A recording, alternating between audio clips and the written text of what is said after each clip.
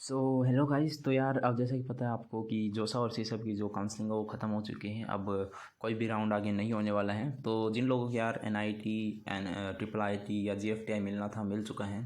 तो सबसे पहले तो सब लोगों को कॉन्ग्रेचुलेशन जिनको भी NIT या ट्रिपल IIT या कोई भी इंस्टीट्यूट आपको अलॉट हो गया है और आपको अब 4 साल इसी इंस्टीट्यूट में काटने हैं। तो कुछ लोग तो यार ऐसे होंगे जिनके 4 साल काफ़ी आराम से कटने वाले हैं, उनको अपनी मनपसंद ब्रांच मिल गई हैं। लेकिन कुछ स्टूडेंट्स ऐसे होंगे जिनको कोई और ब्रांच चाहिए थी, लेकिन अब उनकी इतनी रैंक नहीं थी कि वो उस ब्रांच तक पहुंच पाएँ, उसको ग्रैब कर सकें। तो उनके यार थोड़ा सा मतलब अब मन में रह गया था कि यार ये ब्रांच चाहिए थी और मेरे को ये नहीं मिल पाई है।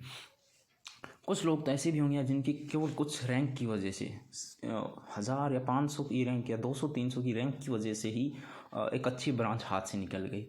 तो ये वीडियो उन लोगों के लिए होने वाला है। अब गाइस काफ़ी इंस्टीट्यूट्स होते हैं जो आपको फर्स्ट ईयर के बाद एक मौका देते हैं आपकी ब्रांच को चेंज करने का।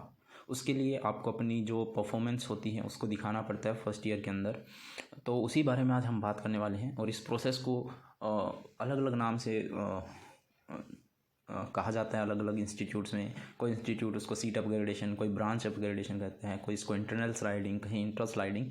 तो नाम चाहे अलग अलग हो, इसका लेकिन मतलब एक ही है कि फर्स्ट ईयर या फर्स्ट सेमेस्टर भी कहीं कहीं पे होता है कि फर्स्ट सेमेस्टर की परफॉर्मेंस के बेस पे आपका कर दिया जाता है कि आपका जो भी परफॉर्मेंस होगी फर्स्ट ईयर या फर्स्ट सेमेस्टर की, उसके हिसाब से आपकी ब्रांच को चेंज किया जाता है और वो आपके टोटली आपके परफॉर्मेंस पे डिपेंड करता है। अब काफ़ी इंस्टीट्यूट्स होते हैं जो CRL रैंक के बेस पे भी करते हैं, लेकिन ज़्यादातर इंस्टीट्यूट्स जो आपकी CGPA होती है फर्स्ट ईयर फर्स्ट सेमेस्टर की, उसकी बेस पे आपकी जो ब्रांच होती है उसको चेंज करते हैं। अब वो चेंज कैसे करते हैं, क्या क्राइटेरिया अपनाते हैं, उसके बारे में हम इस वीडियो में बात करने वाले हैं। तो वीडियो को लास्ट तक जरूर देखना। अगर आप वीडियो थोड़ी काम की लगी, आपको वीडियो पसंद आई, तो वीडियो को जरूर से लाइक करना और शेयर भी करना अपने फ्रेंड्स के साथ, ताकि उनको भी पता चल सके। जिनको भी इस वीडियो की ज़रूरत हो यार उन तक इस वीडियो को जरूर से पहुँचा देना।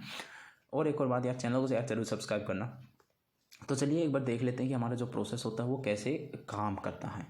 ठीक है गाइस। तो सबसे पहले मैं आपको बता दूं कि अगर आपको सीट अपग्रेड करानी है तो यार कुछ चीज़ें होती हैं जो आपको ध्यान में रखनी पड़ती हैं कि आपकी परफॉर्मेंस ठीक होनी चाहिए, कोई भी बैकलॉग आपका नहीं होना चाहिए। ठीक है गाइस।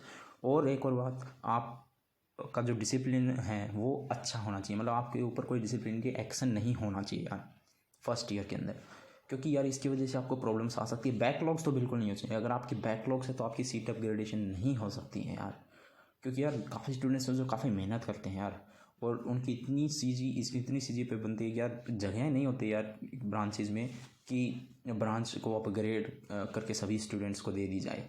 तो यार आपकी जो बैकलॉग है उसका आप ज़रूर ध्यान रखें, कोई भी बैकलॉग नहीं होना चाहिए, परफॉर्मेंस आपकी टॉप नॉच होनी चाहिए। तो चलिए अभी देख लेते हैं क्या प्रोसेस होता है। पहला क्राइटेरिया, ये जैसे मैंने आपको स्क्रीन पे दिख रहा होगा कि मैंने 6 ब्रांचेज यहाँ पे लिखी हुई हैं और उनके नीचे ग्रीन कलर में यार यहाँ पे लिखा हुआ है सभी ब्रांचेज में कि 5% seats can increase, 10% seats can increase, 15% seats can increase. तो इन चीज़ों का मतलब क्या है? तो इन चीज़ों का सिंपल सा मतलब है कि CSC में फॉर एग्जाम्पल हम मान लेते हैं 100 सीट्स हैं, तो इसमें 5% सीट्स और इंक्रीज हो सकती है।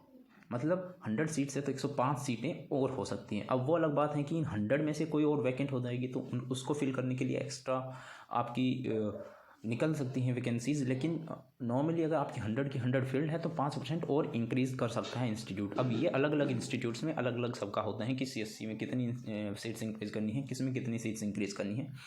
ठीक है। तो सबसे पहली बात कि अलग अलग जो ब्रांचेज होती हैं उनका अलग अलग क्राइटेरिया होता है। सभी ब्रांचेज का आप सेम क्राइटेरिया नहीं मान सकते कि सभी में 5% सीट्स इंक्रीज़ हो जाएंगी, सभी में 15% सीट्स इंक्रीज़ हो जाएंगी। वो अलग अलग इंस्टीट्यूट और अलग अलग ब्रांच पे डिपेंड करता है। दूसरी बात, अब मान लेते हैं कि सभी स्टूडेंट्स, जितने भी ब्रांचेस के स्टूडेंट्स हैं, टोटल मिला के आपके 200 स्टूडेंट्स हैं और 200 स्टूडेंट ने अप्लाई किया है कि वो CSC ब्रांच के लिए जाएंगे, CSC ब्रांच में अपग्रेड करेंगे। लेकिन अब 5% सीट्स ही चूँकि इंक्रीज हो सकती हैं, तो केवल उनमें से 5 स्टूडेंट्स को उठाया जाएगा। सॉरी, हाँ, 5 स्टूडेंट्स को उठाया जाएगा। तो 5 स्टूडेंट्स कौन होंगे? जिनकी परफॉर्मेंस सबसे अच्छी होगी, जिनके बैकलॉग्स नहीं होंगे, जिन पर डिसिप्लिनरी एक्शन नहीं होगा। ठीक है। तो ये तो हो गया पहला क्राइटेरिया। उसके बाद दूसरा क्राइटेरिया मैं आपको बता देता हूँ। तो इसमें भी सिमिलरली वही केस होता है कि CS में आपकी कुछ % इंक्रीज सीट्स कर सकते हैं। तो यहाँ पे मैंने मान लिया कि CS में 100 सीट्स हैं जिसमें 15% सीट्स इंक्रीज हो सकती हैं। लेकिन अब इसमें यार एक और रिस्ट्रिक्शन आ जाता है। वो रिस्ट्रिक्शन किस पे लगता है? जिस ब्रांच से आप अपग्रेड होकर आ रहे हो उस ब्रांच में ये रिस्ट्रिक्शन लगा दिया जाता है। तो ये रेस्ट्रिक्शन कैसे वर्क करता है, तो उसका एग्जांपल मैं आपको दिखा रहा हूँ। देखो कि जैसे इलेक्ट्रिकल इंजीनियरिंग में हमने मान लिया 100 सीट्स हैं और मैकेनिकल इंजीनियरिंग में भी हमने मान लिया 100 सीट्स हैं। तो अब जो इलेक्ट्रिकल इंजीनियरिंग है उसमें से 5% स्टूडेंट्स ही अपग्रेड होकर दूसरी ब्रांच में जा सकते हैं। तो ये रेस्ट्रिक्शन लग जाता है, मतलब अब 100 में से केवल 5 स्टूडेंट्स होंगे इलेक्ट्रिकल इंजीनियरिंग के, चाहे जितने भी स्टूडेंट्स ने अप्लाई किया हो उसमें से केवल 5 स्टूडेंट्स ऐसे होंगे जो किसी दूसरी ब्रांच में अपग्रेड होकर जा सकते हैं। अब चाहे वो पाँचों के पाँचों चाहे किसी एक ब्रांच में जाएँ या पाँचों के पाँचों किसी अलग अलग 5 ब्रांचेज में चले जाएँ, तो उससे कोई फ़र्क नहीं पड़ता। इसी तरह मैकेनिकल इंजीनियरिंग में जैसे 10% का क्राइटेरिया है, तो मतलब 100 में से जितने भी बच्चों ने अप्लाई किए हैं उसमें से केवल 10 स्टूडेंट्स ही ऊपर जा सकते हैं, दूसरी ब्रांच में जा सकते हैं। अब 10% ये मैक्सिमम क्राइटेरिया है। अब अप्लाई ही 2 स्टूडेंट्स ने किया है तो ऑब्वियसली वो 2 स्टूडेंट्स जा सकते हैं। तो ये मैक्सिमम क्राइटेरिया कि मैक्सिमम से मैक्सिमम आपके 10 स्टूडेंट्स हम भेज सकते हैं, इससे ज़्यादा हम नहीं भेज सकते। ठीक है गाइस। अब हमने यहाँ पे एक एग्जांपल लिया है, जैसे कि 15% सीट्स इंक्रीज़ हो सकती हैं सीएस में, हमने एग्जांपल लिया है। तो मतलब 100 की 115 सीट्स हो सकती हैं। एंड इलेक्ट्रिकल इंजीनियरिंग से 5% स्टूडेंट जा सकते हैं, मतलब 5 स्टूडेंट्स इलेक्ट्रिकल इंजीनियरिंग से जा सकते हैं और 10 स्टूडेंट्स हैं वो मैकेनिकल इंजीनियरिंग से जा सकते हैं। ठीक है। तो अब हम एक हाइपोथेटिकल सिचुएशन मान लेते हैं कि 50 स्टूडेंट्स हैं इलेक्ट्रिकल इंजीनियरिंग के जिन्होंने अप्लाई कर दिया है सीएस के लिए कि हमें सीएस ब्रांच चाहिए, और 10 स्टूडेंट्स हैं मैकेनिकल इंजीनियरिंग के जिन्होंने अप्लाई कर दिया कि हमें भी सीएस चाहिए। तो मतलब टोटल 60 स्टूडेंट्स हैं। अब और कोई ब्रांचेज के स्टूडेंट्स ने अप्लाई नहीं किया, हम ये मानकर चल रहे हैं केवल ये 60 स्टूडेंट्स हैं जिन्होंने अप्लाई किया है कंप्यूटर साइंस के लिए। अब इसमें जो लिस्ट बनती है आपकी टॉप स्टूडेंट्स की, मतलब टॉप टू बॉटम बनेगी आपकी, जिसकी 10 से जेपी होगी वो सबसे टॉप पे, फिर उससे कम, तो वो अलग अलग क्राइटेरिया जैसे मैंने बता दिया कि काफ़ी सीआरएल रैंक के बेस पे भी आपका अपग्रेडेशन किया जाता है। तो हम सीजीपीए ज़्यादातर चलते हैं, तो सीजीपीए को ही लेकर चलते हैं यहाँ पे। तो आपकी सीजीपीए के हिसाब से लिस्ट बनती है। अब मान लेते हैं कि आपकी जो लिस्ट है उसमें से जो 10 स्टूडेंट्स हैं टॉप के, जो टॉप 10 स्टूडेंट्स हैं वो 10 के 10 इलेक्ट्रिकल इंजीनियरिंग से हैं, और उसके बाद के जो स्टूडेंट्स हैं 10 वो मैकेनिकल इंजीनियरिंग के हैं। तो अभी हम 20 स्टूडेंट्स को लेकर चलते हैं। अब लेकिन इलेक्ट्रिकल इंजीनियरिंग के केवल 5 स्टूडेंट्स ही अपग्रेड हो सकते हैं। तो केवल उन 10 में से जो टॉप 5 स्टूडेंट्स होंगे वो अपग्रेड होंगे, और जो बाकी के 5 स्टूडेंट्स बच जाएंगे, जो 6 से 10 तक बचेंगे, उनको बाहर कर दिया जाएगा। अब मैकेनिकल इंजीनियरिंग वालों की बारी आएगी। अब यहाँ पे देखो मैकेनिकल इंजीनियरिंग वालों की जो सीजीपीए है वो इलेक्ट्रिकल इंजीनियरिंग वालों से कम है।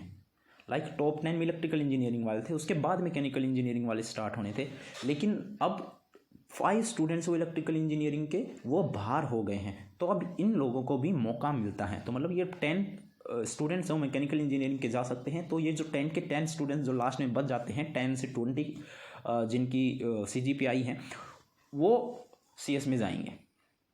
तो ऐसे ये काम करते हैं। तो ये सेकंड क्राइटेरिया होता है। होपफुली आपको समझ में आ रहा होगा, और अगर कोई डाउट हो तो यार आप कमेंट बॉक्स में बता दीजिए। थोड़ा कॉम्प्लिकेटेड सा लग रहा होगा लेकिन वैसे काफ़ी इजी होता है समझने में। तो इसके बाद अपग्रेडेशन वैकेंट सीट्स पर भी होता है काफ़ी इंस्टीट्यूट्स में। तो अब काफ़ी इंस्टीट्यूट्स क्या करते हैं कि वो सीट्स इंक्रीज नहीं करते हैं, वो जो वैकेंट सीट्स हो जाती हैं उनको फिल करने के लिए अपग्रेडेशन करते हैं। ठीक है। फॉर एग्जांपल हमने कोई एक ब्रांच ली, लाइक मैकेनिकल इंजीनियरिंग ब्रांच ले ली, उसमें फर्स्ट ईयर में मान लो 100 स्टूडेंट्स ने एडमिशन लिया था, 100 सीट्स थी, 100 की 100 फिल हो गई। अब क्या हुआ कि सेकंड ईयर तक आते आते यार स्टूडेंट्स के अलग अलग कोई भी रीज़न हो सकता है, लेकिन मान लिया कि 5 से 6 स्टूडेंट्स ने वो ब्रांच छोड़ दी या कॉलेज ही छोड़ दिया, हम मान सकते हैं। तो वहाँ पे आपका जो क्राइटेरिया है वो यही होगा कि आपकी वैकेंट सीट्स को फिल करने के लिए आपकी अपग्रेडेशन होगी, मतलब वो 5 से 6 सीट्स जो खाली हुई है उनको भरने के लिए आपकी अपग्रेडेशन होगी। ठीक है गाइस। तो ये 3 क्राइटेरिया थे जो तीनों मैंने आपको बता दिए हैं। इसके अलावा कोई क्राइटेरिया